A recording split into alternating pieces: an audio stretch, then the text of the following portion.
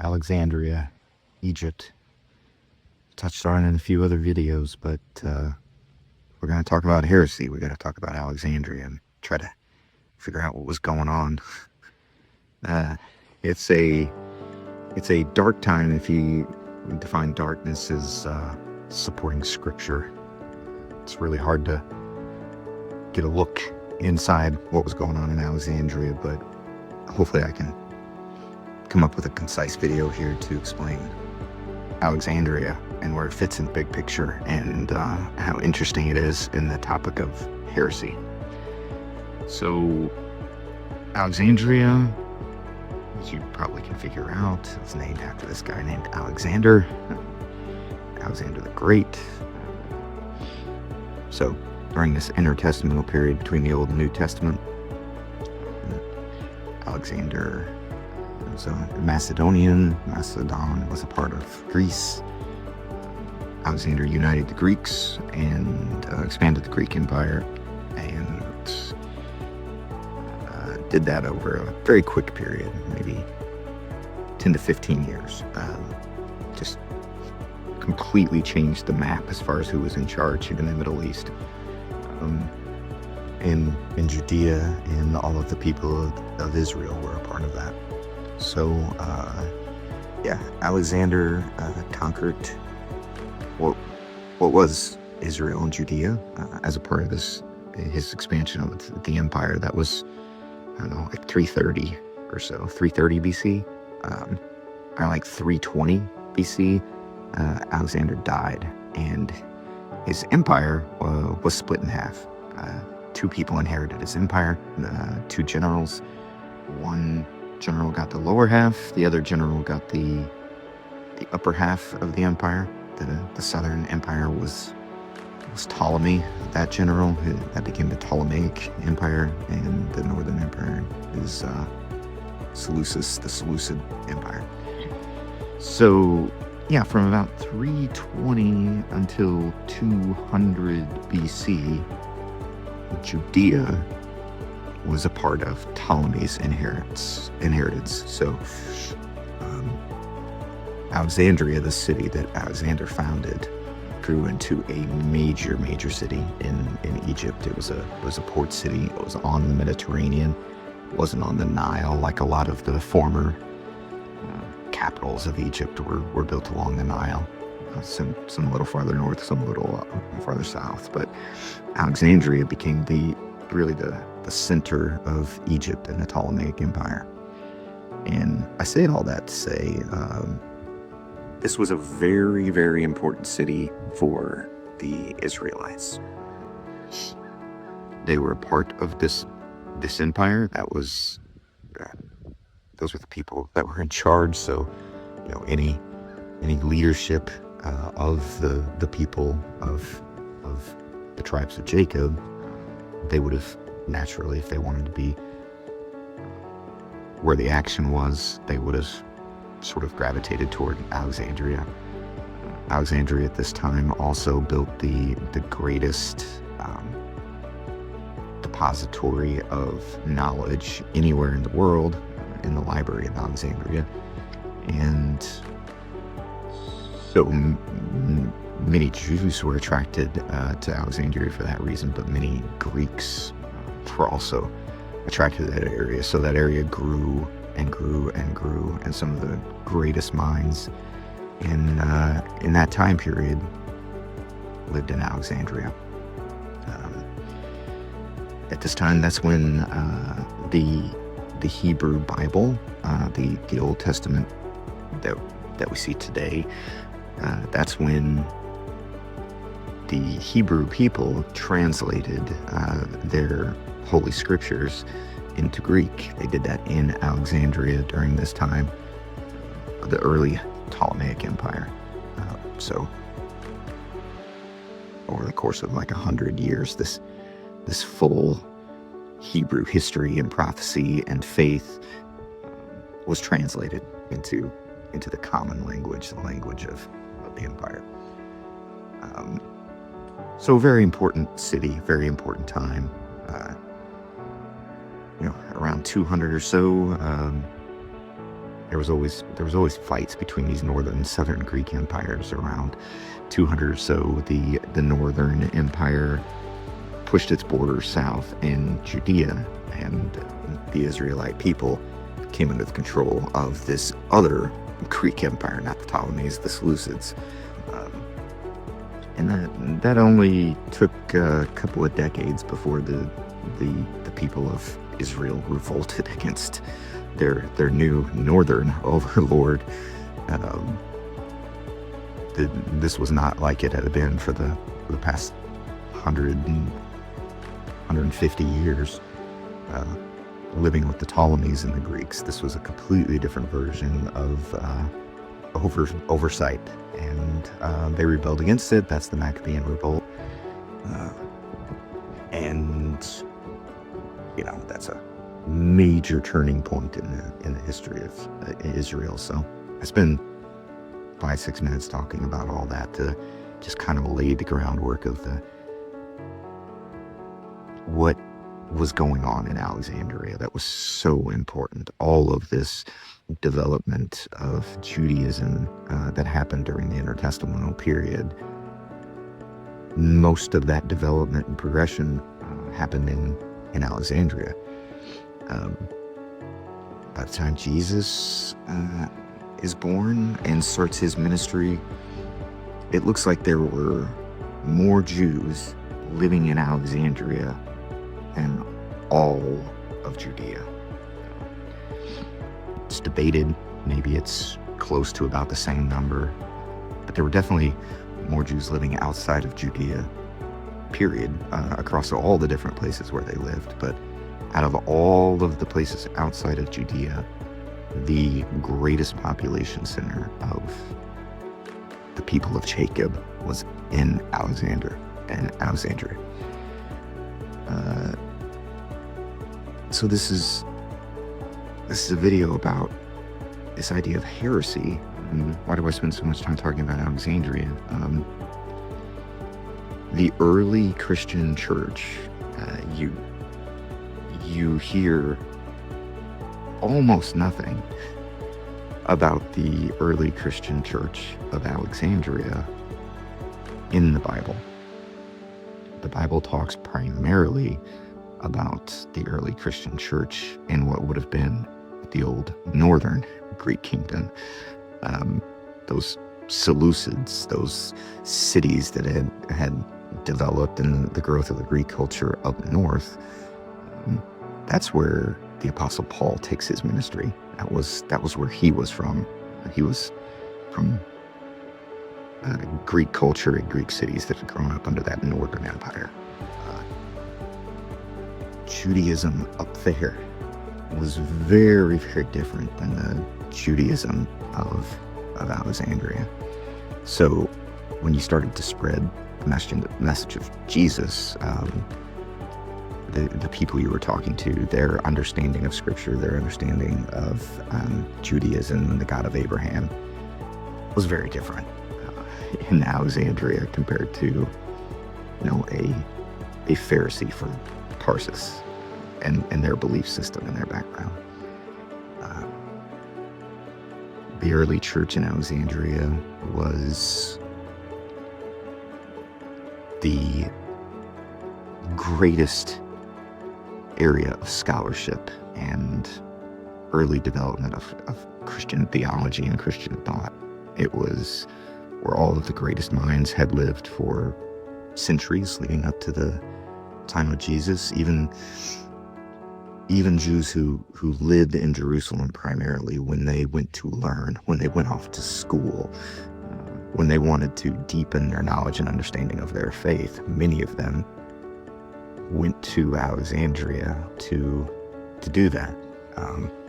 So the earliest Christians, especially some of those early disciples and the earliest apostles, when they were spreading the message of Jesus to their people, Alexandria was where it was at.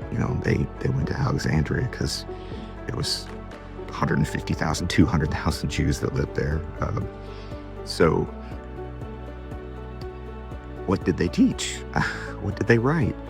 what were the early writings of the disciples and the apostles that went to Alexandria. Um, it looks like Mark may have been one of the earliest founders of the Alexandrian Church. That's part of church tradition. That's Catholic-approved church history. It's not crazy. It's conspiracy theory or anything. It also looks like it's very likely that was where Matthew went as well. So the representation of the Alexandrian school that you have from the Gospels of Mark and Matthew, it's not like Alexandria was completely cut out of the New Testament when they were putting the books in. You get a pretty good idea of what they were teaching down in Alexandria in Mark and Matthew. The other two Gospels, John, he's preaching up north, also in the former northern area to the Jews and Gentiles up there. Luke is a companion of Paul, so that gospel comes from a recollection of events of the ministry of Jesus as it was described to the people in that area. So they sort of split the Gospels 2 and 2 between Alexandria and what would be the Northern Greek Empire and more of like the power center of Rome. That's all up there. But there was so much more that came out of Alexandria than Matthew and Mark. This was the greatest population center of Jewish and Jewish Christian thinkers for the first 200 years of the Church of Jesus. This is the epicenter. Rome was the administrative epicenter, but Rome was fighting the oppression of their faith. So during those early 2 centuries of the Christian church, most of the persecution of Christians was happening up in the Northern Empire. Just like the Northern Empire had persecuted and had a very oppressive view of Judaism when Antiochus IV, the Seleucid king or emperor, took over in Jerusalem. It was not a good partnership of faiths. That continued for hundreds of years in the early church in the Northern Empire, in the areas through Corinth and Antioch and Philippi and Rome.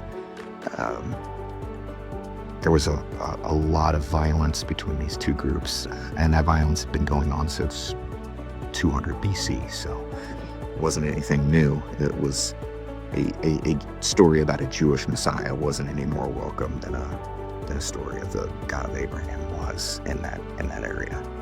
But down south in Egypt, the Jews had for hundreds of years Hellenized, or allowed Greek influence to bring their faith closer to the people of this other faith, this pagan religion.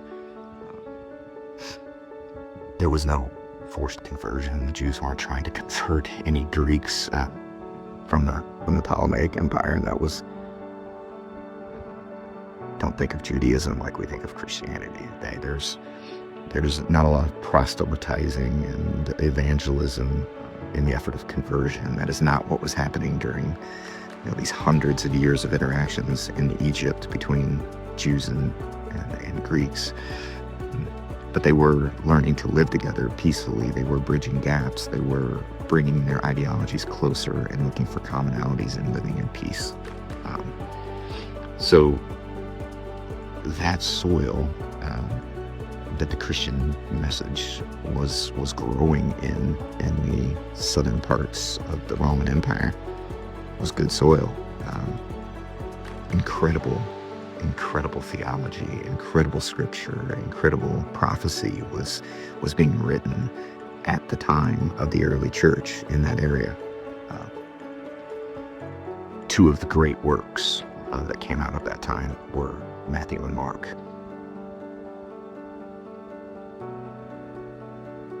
that's a good start. That's good that the Bible includes Matthew and Mark. But the Bible doesn't include the Didache. The Didache was also a really important work that came out of Alexandria, and it was the teaching of the 12 apostles. It was all of the Gospels and all of the instructions to leaders of the early church and followers of the early church. It was a guidebook on a summary of all of the teachings of Jesus and a summary on the administration of the Church of Jesus. It covered everything from the Eucharist to baptism to how you treat traveling teachers, how you identify true prophets from false prophets. It was the earliest great guidebook of the Christian church, and it was considered the teaching of the 12.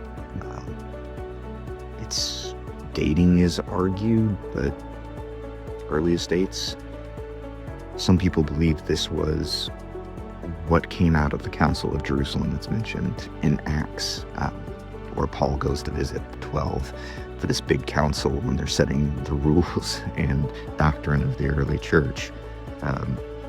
The most likely historical document from either the canon, books that are in the Bible, or books that are outside the Bible, the most likely book that summarizes the Council of Jerusalem of the 12 and the early apostles is the Didache. The Didache was foundational for hundreds of years within the Church of Alexandria.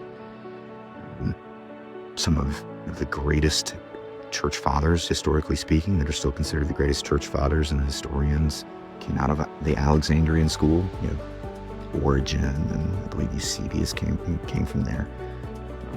These are the most venerated early church fathers, all Alexandrian, all referencing the Didache. Not speaking down on the Didache or saying the Didache is heresy, but, constantly making references to this guidebook that's an important part of their church.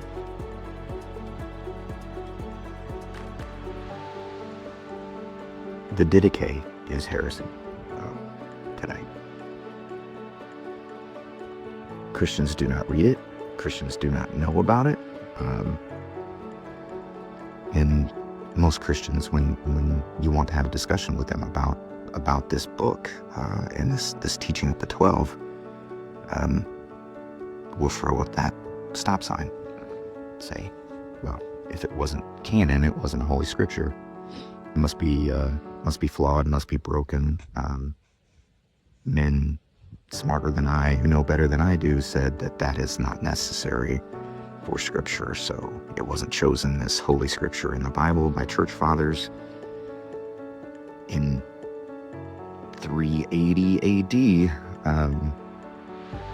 So it's non-Scripture. It's, maybe we'll take a look at it, but clearly this is not the same thing as Scripture. I think the Didache is probably some of the most important early Scripture that was produced by the church. I believe it is the best summary of the way. The opening chapter is the way of life. It summarizes the teachings of Jesus about what to do, what not to do, what's considered sin, what's not considered sin, how to treat other people to remain on the path of life and to follow the path of life. A little later in the Didache, it explains the path of death and what sorts of behaviors and attitudes lead to death and lead to separation from God and separation from the teachings of the Lord. It's pretty obvious when you look at the rest of the story and the history of the church why it wasn't included. It did disagree in many, not theological points, but church structure areas. The church structure that developed around Rome and the power centers within the Roman Empire. What the church decided to become directly conflicted with the teachings of the 12, all from the Didache. So it can be included as scripture. Not because it was wrong, not because it didn't get Jesus right, not because it included false teaching. It was simply that the structure of the church and how leaders are chosen did not agree with the Northern Empire. Reasons for that are, historical. You can see, Egypt wasn't always a part of the Roman Empire. In the 200s, when church fathers were arguing about what needed to happen in the Roman Empire and dealing with all this persecution, Egypt ended up, being lost to the Roman Empire. It wasn't even a part of it. And then it comes back into the Roman Empire. By the time it comes back into the Roman Empire, the church had moved on without the school of Alexandria providing input. This led to all sorts of conflict in the late 200s, 300s, as all of this Egypt in the Roman Empire, Egypt out of the Roman Empire, progression of the church without the school of Alexandria has created a division in theologies between the schools. And you begin to see a change in attitude toward Alexandria. Origen becomes an enemy rather than a great church father. The teachings and followers of Origen become part of the problem, not part of the canonical story. They start to be viewed as outsiders, and by the time you get to the late 300s and the formal canonization of the Bible, when the New Testament books are chosen, all of those writings from the early Alexandrian church, other than Matthew and Mark, are left off the list. All of the teachings of the apostles and the disciples that preached in those areas were left out. All of their letters were excluded. And many times they did disagree with the Apostle Paul, so if you have to unify the church and you got to go with one, the Roman church decided to go with Paul. So I think we can make a case for looking at the Didache, even if you don't want to look at the rest of the writings of the Alexandrian school and everything that happened in the rest of Egypt as a development of that over the centuries, and all of the other gospels that were written by those early disciples and also grew up within the Alexandrian school. It wasn't just Matthew and Mark, it was gospels that became attributed to Thomas and Philip and Mary Magdalene. Those gospels do exist now, and we can look at them and see what they say.